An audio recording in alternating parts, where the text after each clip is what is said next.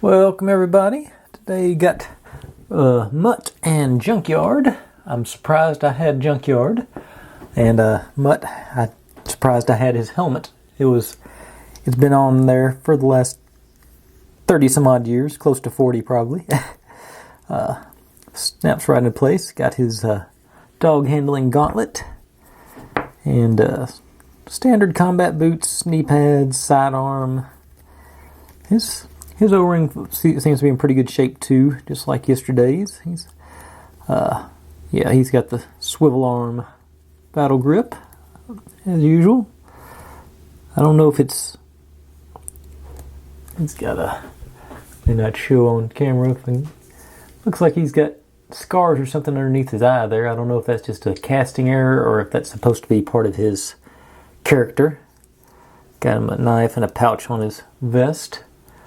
Pretty good. I was like, good looking character. And, no significant details on the back. Material crinkles and whatnot. Shoulder pads. And Junkyard appears to be, I want to say a Rottweiler, but not. The snout's a little too long for a Rottweiler. It's a chunky boy. Got a mild coloring on the bottom. Pretty much just a plastic dog. But I got a soft spot for dogs. If anybody who's watched my other channel shorts knows.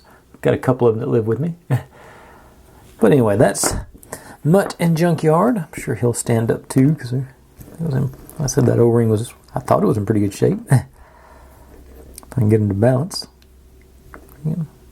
Okay, there he goes. He will stand up.